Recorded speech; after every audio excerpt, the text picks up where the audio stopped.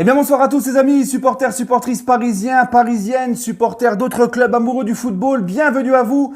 Les amis, j'ai le plaisir de vous retrouver pour le débrief de PSG Nantes qui vient de se terminer, le débrief à chaud, 3-1 pour le Paris Saint-Germain, le PSG provisoirement 13 points d'avance sur le deuxième, le Racing Club de Lens. En attendant demain donc le match des 100 et or. Bon, bah écoutez les amis, premier point de cette rencontre, c'est que moi je suis content ce soir, même si on s'est fait peur, c'est vrai, on va y revenir, mais je suis content dans l'ensemble parce que, à l'image de ce qu'on a vu à Bordeaux, où on s'est fait peur à la fin aussi contre Bordeaux, j'ai trouvé un PSG beaucoup mieux physiquement, j'ai trouvé un PSG qui fait beaucoup plus d'efforts, un PSG qui récupère le ballon assez haut, un Paris Saint-Germain qui met du mouvement lorsqu'on a le ballon. J'ai vu des super phases de jeu, j'ai vu du jeu, j'ai vu des bons circuits de jeu, j'ai vu beaucoup de choses. Hein, on a été vraiment, surtout au premier mi-temps, franchement, sans se mentir, sans Lafont qui a été exceptionnel. Lafont, c'était Neuer ce soir, d'accord.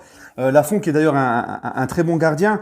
Lafont qui a fait le match de sa carrière ce soir. Il a été encore plus fort que d'habitude. Il a été vraiment au top. Et sans les exploits de Lafont, à la mi-temps, il peut y avoir 3-4-0. D'accord. Donc très content du contenu général. Il y a eu un relâchement un petit peu en deuxième mi-temps, c'est vrai. Et puis il y a ce fameux, et ça c'est mon deuxième point, c'est Navas. Hein, Navas qui était titulaire parce que Donnarumma était malade. Il n'a pas su profiter un petit peu, tu vois, il y a une concurrence entre les deux. Mais là, Navas, il nous a clairement plombé le match. Après, ça arrive, on va pas lui tirer dessus, ça arrive. Mais Navas, franchement, là, ce qu'il a fait, il nous a fait une Schumacher contre Battiston, demi-finale de Coupe du Monde 82 à Séville, hein, France-Allemagne, rappelez-vous. Sauf que là, contrairement à France-Allemagne 82, il y a eu faute et il y a eu carton rouge pour le gardien. Donc, c'est indiscutable, carton rouge mérité de la part, pour Navas. Et là, tu te dis, voilà, on se met dans la merde tout seul. Navas nous plombe le match, mais aussi, on n'a pas su tuer le match juste avant pour éviter de se faire peur en fin de match. Nantes égalise derrière. D'ailleurs, très bonne rentrée de Sergio Rico. Enfin, faut le souligner. Rico qui est rentré parce que Navas a été expulsé et Donnarumma était malade. Donc Rico, c'était quasiment inespéré qu'il puisse jouer cette saison.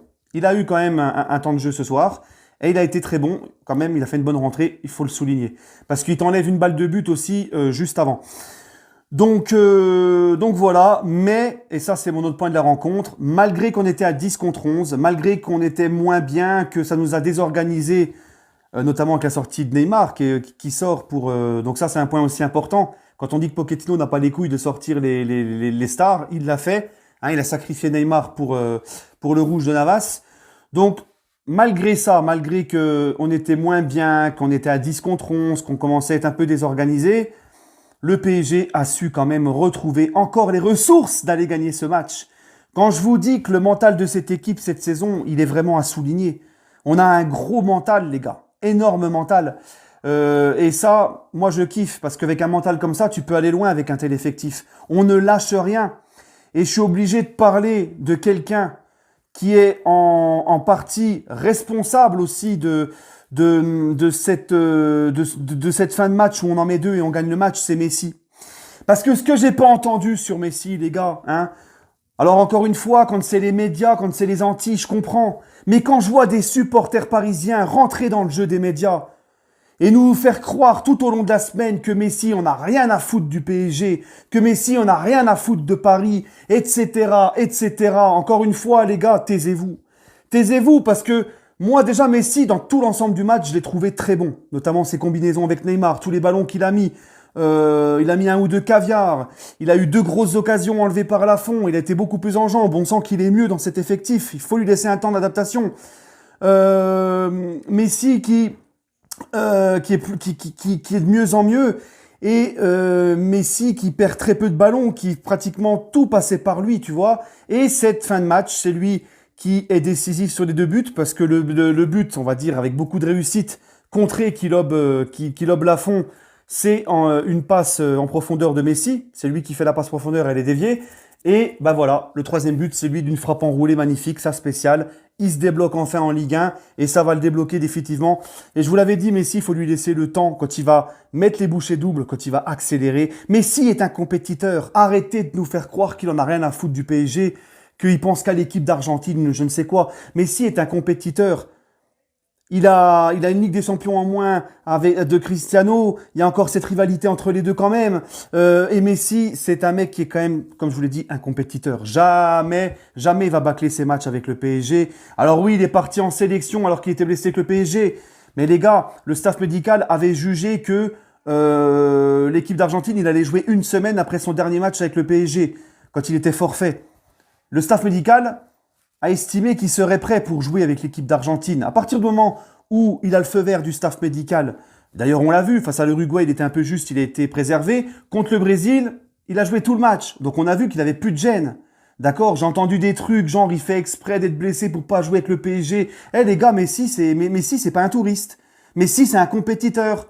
On peut dire des choses un petit peu sur certaines choses, mais sur son envie sur le terrain, enfin sur son envie de tout gagner, son envie d'avoir des statistiques, de tout gagner, on peut rien lui reprocher à Messi sur ça. D'accord? Donc, à partir du moment où le staff médical estime qu'il peut être apte à jouer une semaine plus tard avec l'Argentine et les deux matchs, et puis que lui veut partir avec l'équipe d'Argentine, le club ne peut même pas le retenir, c'est comme ça. C'est vrai qu'on aurait voulu qu'il se préserve et tout, mais il faut se mettre aussi à sa place, le mec. Il y avait la qualification de l'Argentine à jouer dans ces deux derniers matchs. C'est normal qu'il veut être là, être présent. D'accord? Même s'il revenait de blessure et qu'il allait peut-être pas être à 100%. C'est normal. Donc moi, quand j'entends beaucoup de supporters parisiens qui ont fait des vidéos pour lui tirer dessus, dire qu'il s'en fout du PSG, qu'il se fout de nos gueules, que machin. Eh non, les gars, franchement, est-ce qu'il a l'attitude ce soir? Et pourtant, c'est un match de Ligue 1 contre Nantes. Hein, c'est pas la Ligue des Champions dans un gros match. Parce que soi-disant, c'est pareil. Il allait jouer avec les gros matchs de Ligue des Champions. Le reste, il s'en fout. Est-ce qu'il vous a donné l'attitude d'un mec qui s'en foutait ce soir, Messi? Pas du tout, les gars. Hein, sans lui, tu ne gagnes pas ce match parce que c'est lui qui est décisif sur les deux derniers buts. Voilà, tout simplement. Mon autre point de cette rencontre, les gars, c'est malgré tout, Pochettino, que j'ai trouvé. Il y a eu du mieux dans le jeu, donc ça je l'ai dit, mais aussi la compo qui a été bonne. J'ai bien aimé Messi comme ça en faux neuf, la composition d'équipe a été bonne. Le petit relâchement et la boulette de Navas et les vendanges, ça on peut pas le mettre au crédit de Pochettino. Ce soir pour moi Pochettino il est pas du tout critiquable. Voilà. Mon autre point, et je finirai par ça aussi les gars, c'est quand même un gros coup de chapeau. On s'est régalé, moi j'ai vu une ambiance de ouf. Et j'ai des potes qui étaient au stade, ils m'ont dit c'était ouf.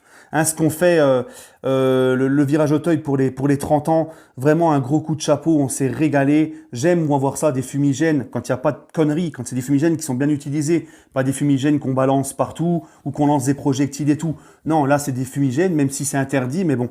Les fumigènes bien utilisés, sans que ça rentre sur la pelouse, si tu les jettes pas sur quelqu'un, quand ils sont bien maîtrisés comme ça, c'est la beauté du football, c'est la beauté d'un stade.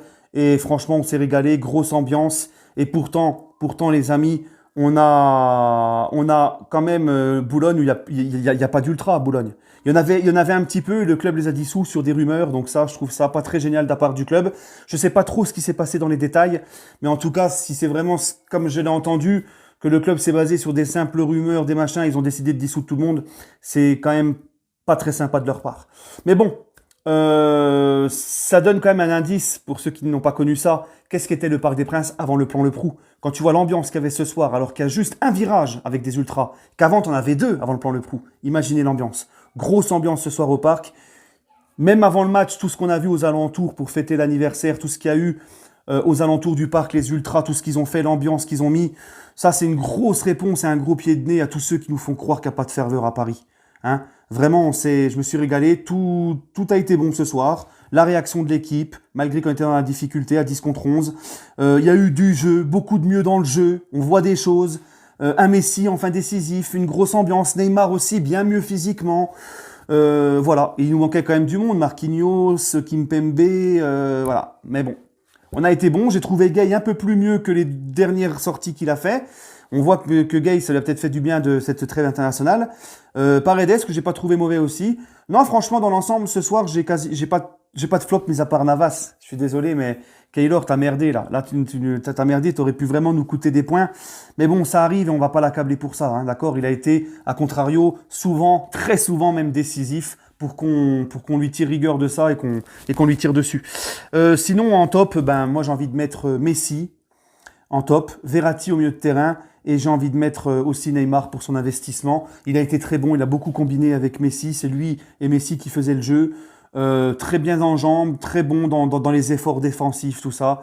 Voilà les gars. Et puis malgré tout, mis à part dans nos mauvais moments, j'ai trouvé quand même Kehrer, Diallo, ça me faisait un petit peu peur au début, mais on les a trouvés quand même bien finalement. Kehrer qui a sauvé 2-3 ballons, qui est beaucoup mieux en ce moment, surtout quand il est utilisé à son vrai poste. On s'en est pas trop mal sorti quand même. Voilà, j'avais un petit peu peur au début, mais voilà. Bref les amis, allez, bah écoutez, prenez soin de vous et allez Paris.